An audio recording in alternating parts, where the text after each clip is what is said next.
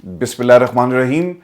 अस्सलाम नाज़रीन, मैं हूं इरफान हाशमी और आपको प्रोग्राम में खुश आमदीद कहता हूं। तमाम तारीफ़ें उस रब्बुल इज़्ज़त के लिए जिसकी तरफ हम सबको लौट कर जाना है और जिसके हुजूर हम सबको एक दिन पेश किया जाएगा। व्यूअर्स, प्रोग्राम शुरू करने से पहले मेरी तमाम दोस्तों से रिक्वेस्ट है कि आप चैनल को ज़रूर सब्सक्राइब कर लें। हमारा 1 मिलियन का टारगेट है by the end of this year. अल्लाह ताला के हुक्म से और आप तमाम दोस्तों के ताउन से हम इसे ज़रूर अचीव कर लेंगे। और व्यूअर्स, अब आज की अहम खबरें और चंद अहम सवालात। हामिद मीर ने कुछ इंकशाफात किए, किस जर्नल ने पैसे तकसीम किए और इसका मकसद क्या था। व्यूअर्स, इसकी तफसील आपके सामने रखेंगे।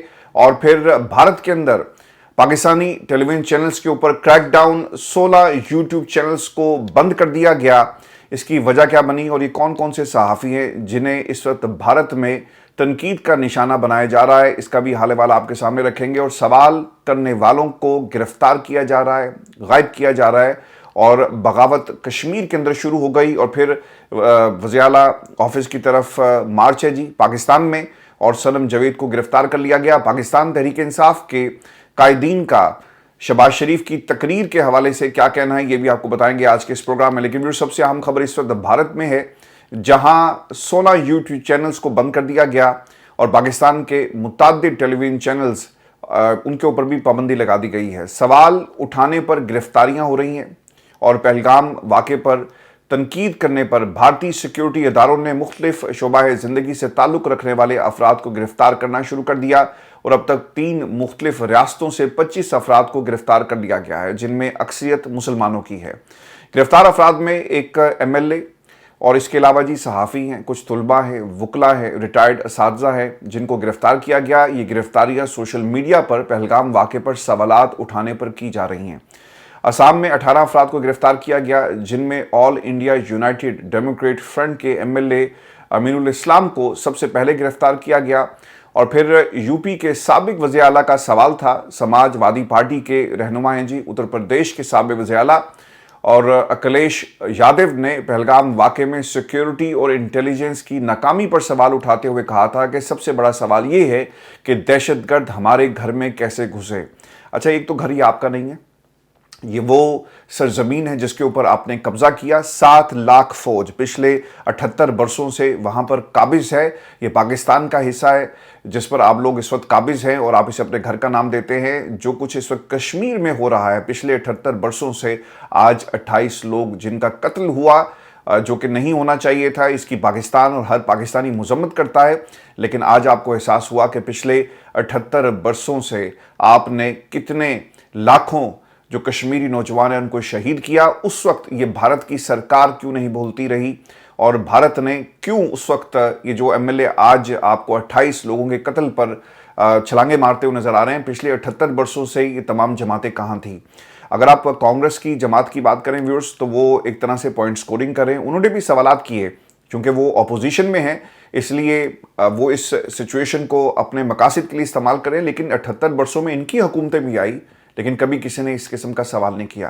मैं व्यूअर्स आपको ये भी खबर दूं कि मकबूजा कश्मीर में बगावत हो गई है जी। और वज़ीर आला मकबूजा कश्मीर उमर अब्दुल्ला ने कहा कि पहलगाम वाक़े के बाद अपोजिशन की आड़ में रियासती दहशतगर्दी पर कश्मीरी क़यादत की तरफ से तनकीद की जा रही है।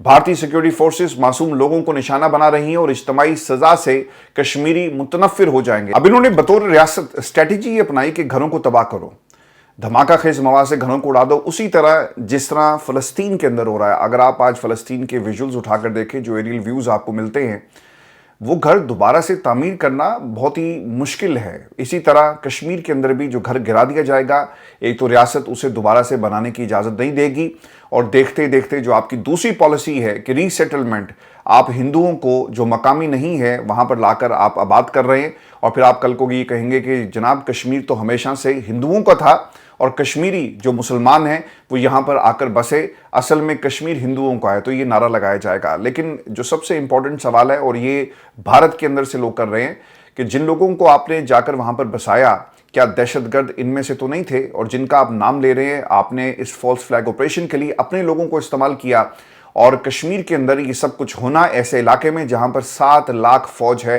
ये कैसे मुमकिन है? घर में घुसकर मारेंगे। वज़ीर आज़म आज़ाद कश्मीर चौधरी इमामुल हक साहब ने ये जी ऐलान किया है, अगर भारत ने मकबूजा कश्मीर में बेगुनाह शहरियों पर जुल्म बंद ना किया तो अंदर घुसकर मारेंगे। अब ये पिछले 78 वर्षों से हम ये जुमले इमामुल हक साहब सुन रहे हैं, لیکن پاکستان کہاں پر کھڑا ہے اور پاکستان کی پالیسیز کیا ہیں؟ جنگ کے لیے یہ ماحول بنایا جاتا ہے اور اس کے اوپر سیاست ہوتی ہے۔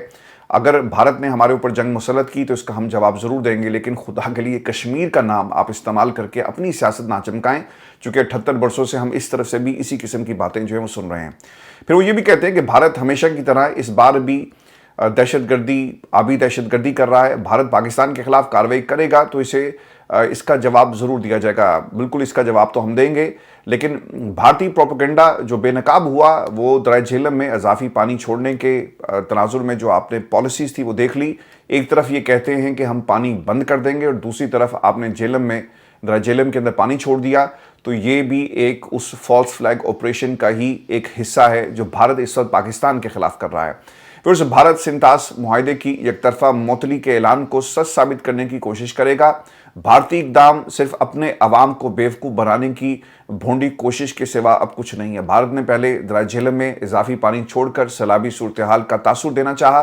بھارت کی اس کوشش کے نتیجے میں مظفر آباد کے علاقے ڈومیل سے 22,000 کیوسک کا ریلا گزرا اور بھارت کے پاس دریا کا بہاؤ روکنے یا اس کا جو رخ ہے اسے تبدیل کرنے کی صلاحیت نہیں ہے، تو صرف یہ بھارت ایک فالس فلیگ آپریشن پانی کے معاملے کے اوپر بھی آپ کو کرتا ہوا نظر آ رہا ہے۔ بھارت کے پاس اس وقت مغربی دریاؤں پر محض 0.624 ملین ایکڑ فٹ پانی ذخیرہ کرنے کا مجموعی یہ ان کی کیپیسٹی ہے، اور اس کے مقابلے میں پاکستان کے منگلہ ریزرو جو ہے اس میں 7.35 ملین ایکڑ گنجائش ہے۔ تو آپ ایک کمپیریزن کر سکتے ہیں کہ دونوں ملکوں کی کیپیسٹی کیا ہے، اگر وہاں سے پانی چھوڑا جاتا ہے اور وہ پانی جسے یہ روک نہیں سکتے، یعنی آپ کو پانی ہر صورت کے اندر پاکستان میں اس کو چھوڑنا ہے، تو پاکستان کے پاس تو پوری کیپیسٹی موجود ہے۔ بھارتی ایئر لائنز کو ایک دوسرا ایک نقصان یہ ہو رہا ہے کہ پاکستانی فضائی حدود کی بندش اور بھارتی ایئر لائنز کو صرف ایندھن کی مد میں باقی جو کرایہ یہ اس کے علاوہ ہے، روزانہ کی بنیاد پر 21 کروڑ روپے کا جھٹکا لگ رہا ہے جی۔ اور اگر یہ پابندی برقرار رہی تو ایئر لائنز کو مزید بھاری نقصانات برداشت کرنا پڑیں گے۔ ایک تو ٹائم ہے، پھر لوگ جب آپ کے پاس پیسنجر نہیں ہوگا دیگر ایئر لائنز کی طرف جائیں گے تو یہ بھی آپ کو نقصان ہوگا، اور اس کے ساتھ ساتھ پھر نیشنل جو اسٹیٹ کیریئرز ہوتے ہیں جی ان کے لیے چلنا مشکل ہو جاتا ہے۔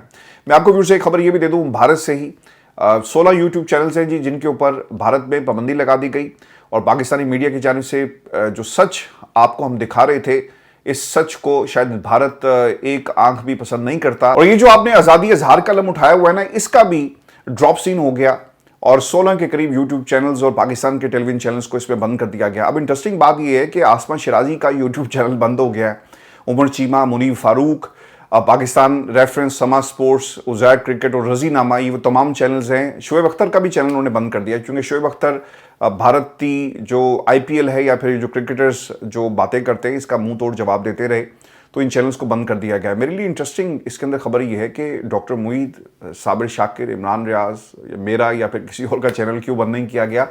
تو بھارت میں بھی شاید ان لوگوں کو پتا ہے کہ یہ اسٹیبلشمنٹ کی زبان بولتے ہیں، ان کو بند کیا جائے۔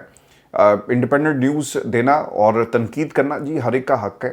ہم جو بھارت کے اوپر تنقید کر رہے ہیں وہ سچائی پر بیس کرتی ہے، وہ کسی پروپیگنڈے کا حصہ نہیں ہے، تو اس لیے بھارت کی سرکار کو اپنی پالیسیز کو ریوزٹ کرنا ہوگا، اور اگر آپ ریوزٹ نہیں کرتے تو مودی کا یہ جو اقتدار کا سورج ہے اب یہ غروب ہو رہا ہے۔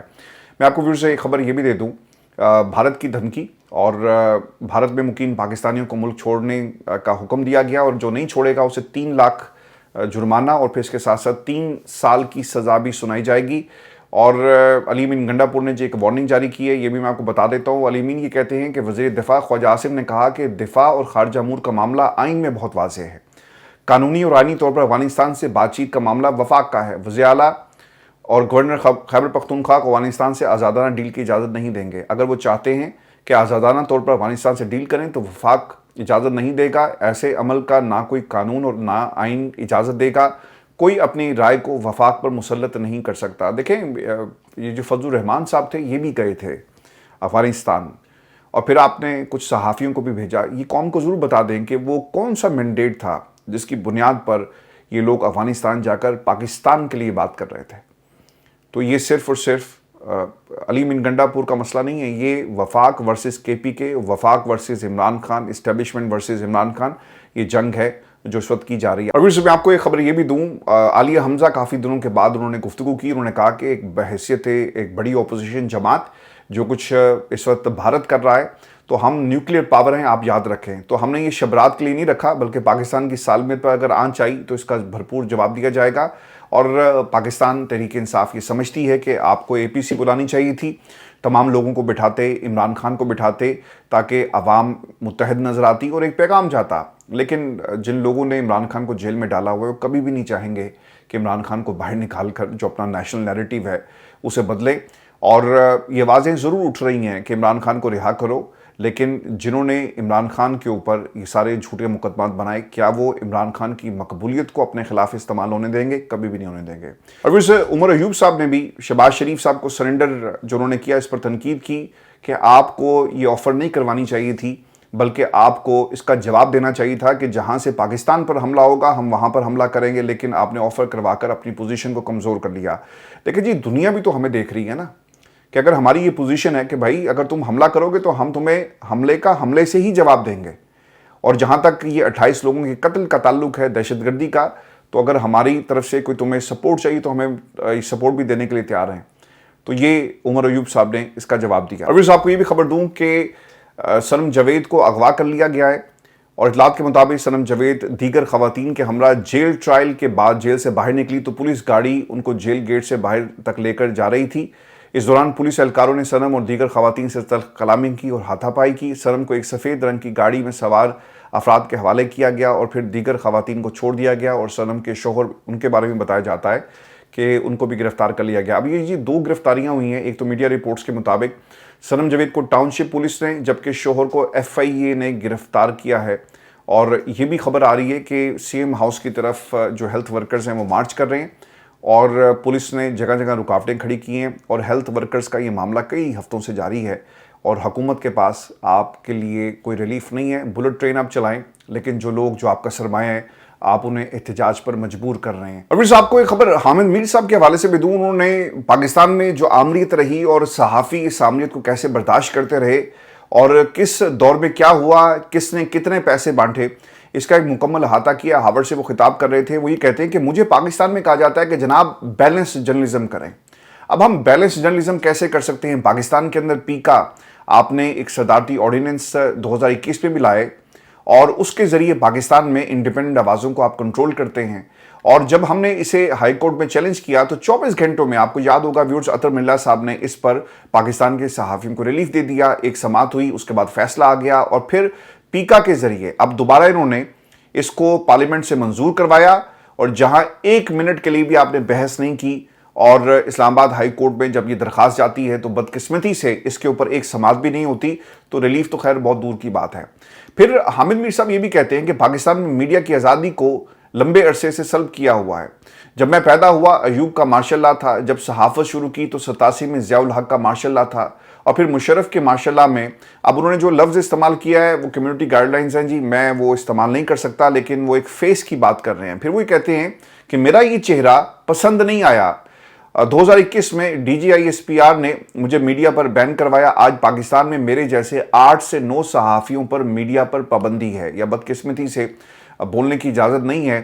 اور جب یہ سوال کیا جاتا ہے نا کہ پابندی کس نے لگائی تو اس کا جواب نہیں آتا۔ اچھا حامد میر صاحب تو اپنی پابندی کی بات کریں، جب عمران خان پر پابندی کی بات کی جاتی ہے اور معاملہ عدالتوں میں جاتا ہے نا تو پیمرا کہتا ہے کہ جناب ہم نے یہ پابندی نہیں لگائی، لیکن یہ پابندی پاکستان کی اسٹیبلشمنٹ کی طرف سے لگائی۔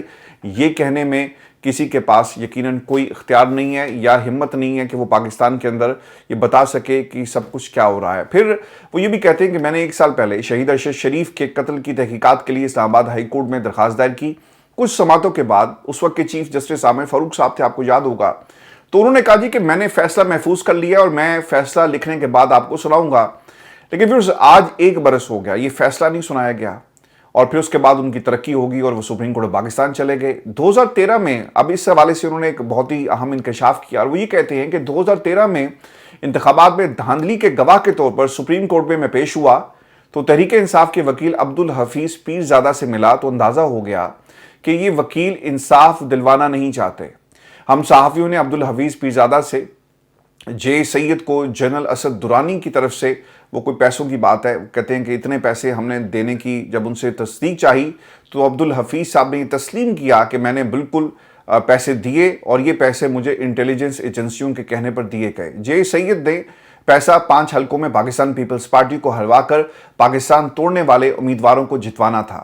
سابق D G I S I general Asad Durrani نے ایفیڈیوٹ جو آرمی چیف اور صدر کے حکم پر، یعنی انہوں نے کہا کہ ایک ایفیڈیوٹ تھا کہ یہ کس کا حکم تھا، آرمی چیف کا اور صدر کے حکم پر پیسے دینے کا بتایا، لیکن ایک نام جی ایم سید کا جان بوجھ کر اس میں نہیں بتایا گیا، کیونکہ جے سندھ کا سربراہ جی ایم سید پاکستان کے توڑنے پر کام کر رہا تھا، اور جنرل اسد درانی نے جی ایم سید کو مڈل مین سابق وزیر قانون عبدالحفیظ پیرزادہ کے ذریعے یہ پیسے دیے، جبکہ جی ایم سید نیشنلسٹ تھا، سندھ الگ کرنا چاہتا تھا اور سندھ کے اندر یہ نعرے بھی لگے۔ جنرل ضیاء الحق کے بارے میں وہ یہ کہتے ہیں کہ جنرل ضیاء الحق پاکستان کے لیے سیکیورٹی تھریٹ تھا۔ جنرل ضیاء الحق ان قوتوں کی مدد کر رہا تھا جو پاکستان توڑنے پر کام کر رہی تھی۔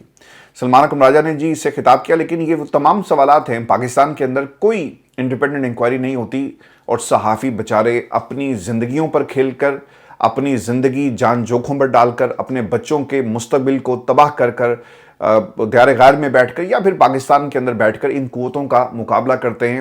پاکستان کے قانون کے اندر اتنی ہمت نہیں ہے کہ انڈیپینڈنٹ انکوائری کر سکے، لیکن یہ صحافی پھر آپ کو اسی طرح مختلف تقریبات کے اندر یہ قصے سناتے ہوئے نظر آئیں گے، یا پھر انہیں موقع ملے تو کوئی کتاب لکھ دیں گے۔ اب سلمان اکرم راجہ نے بھی اس موقع پر خطاب کیا اور وہی کہتے ہیں کہ پاکستان میں عدلیہ آزاد نہیں بلکہ پاکستان میں لیگل آرڈر ہی معطل کر دیا گیا۔ پاکستان میں عدالتیں ہیں، پارلیمنٹ ہے، الیکشن کمیشن ہے، لیکن یہ سب بے سود ہیں جس طریقے سے ملک کو چلایا جا رہا ہے۔ در حقیقت ایبڈکشن اینڈ ٹارچر یہ ایک حقیقت بن گئی ہے۔ ججوں کے بیڈ روم سے ڈیوائسز نکل رہی ہیں، لوگوں کو اغوا کیا جاتا ہے، 40 دن بعد آنکھوں پر پٹیاں باندھ کر آپ کو چھوڑ دیا جاتا ہے اور پھر کہا جاتا ہے کہ جناب کچے کے ڈاکو چھوڑ کر چلے گئے۔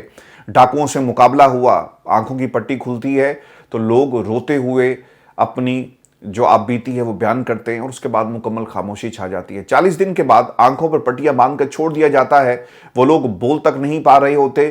ملک میں بدترین ٹارچر اس وقت کیا جا رہا ہے اور اس ٹارچر کے ذریعے ملک کو چلایا جا رہا ہے۔ ہمارے پاس عدلیہ کی، پروسیکیوشن کی آزادی کی قوانین ہے، لیکن عمل درآمد نہیں ہوتا، اور 26ویں ترمیم پر ہمارے پارلیمنٹیرینز اٹھائے گئے، بی این پی کے ممبرز اٹھائے گئے، خواتین کو اغوا کیا گیا، بچوں کو اغوا کیا گیا، ان پر تشدد کر کے ان کے بڑوں کو ان کی آوازیں سنائی گئی اور یہ ترمیم پاس کروائی جاتی ہے۔ پاکستان کو اگر آپ نے اس طرح ہی چلانا ہے تو سر پاکستان اس طرح نہیں چل سکتا۔ ہاں، آپ کی خواہشات کا کارخانہ ضرور چل سکتا ہے، آپ کی ٹارچر سیل چل سکتے ہیں، آپ کی انا کی یہ جنگ ہے، اس جنگ کو ایندھن تو ضرور ملے گا، لیکن پاکستان اس طرح نہیں چل سکتا۔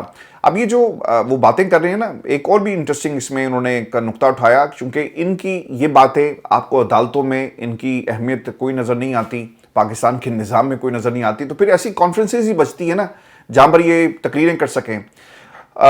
جو سلمان راجہ صاحب ہیں وہ یہ کہتے ہیں کہ 8 فروری کو تحریک انصاف میں 180 سیٹیں ہم نے جیتی، اور پھر سادہ اکثریت سے بھی زیادہ تھی، رات کو رزلٹ روک کر اگلے دن سنائے گئے اور مینڈیٹ ہمارے سے ہمارا چھین لیا گیا۔ کراچی کی 21 سیٹوں میں سے 19 سیٹیں پاکستان تحریک انصاف نے جو جیتی، حیدرآباد سے سیٹیں تحریک انصاف جیتی، لیکن سب کی سب چھین لی گئی، اور وہ نظام ہے جس کے ساتھ پاکستان تحریک انصاف جو ہے اس وقت لڑ رہی ہے۔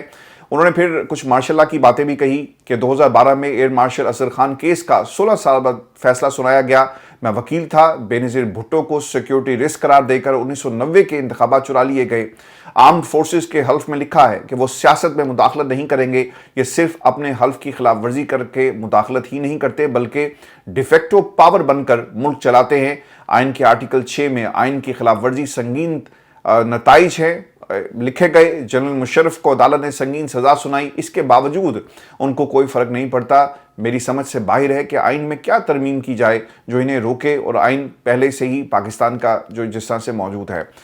یہ وہ حالات ہیں جو پاکستان کے اب یہ لوگ تقریریں کر کے یا کانفرنسز میں جا کر دنیا کو بتا رہے ہیں۔ میں آپ کو جاتے جاتے ایک خبر یہ بھی دے دوں کہ سی کا اجلاس طلب کر لیا گیا، اور شرجیل میمن صاحب یہ کہتے ہیں کہ حکومت سندھ کی گزارش پر وزیر اعظم نے سی کا اجلاس طلب کیا، اور اس میں جو کنال کا معاملہ ہے یہ اٹھایا جائے گا اور فیصلہ ہوگا کہ ہم نے کنالز بنانی ہے یا نہیں بنانی۔ لیکن میں آپ کو ایک بات بتا دوں کہ سندھ کے اندر عوام نے پاکستان تحریک انصاف کو جس طرح سے مضبوط کیا، اور تحریک انصاف کو چاہیے تھا کہ آپ ان کے ساتھ کھڑے ہوتے، اور وہیں پر اب انڈیپینڈنٹ آوازیں جب اٹھنا شروع ہوئی تو سندھ کی جو سرکار ہے انہیں اپنا جو اقتدار تھا وہ جاتا ہوا نظر آیا کہ اگر ہمارے ہی خلاف بغاوت ہو گئی تو پھر ہم کہاں جائیں گے. تو انہوں نے پاکستان کی اسٹیبلشمنٹ کو صاف انکار کر دیا.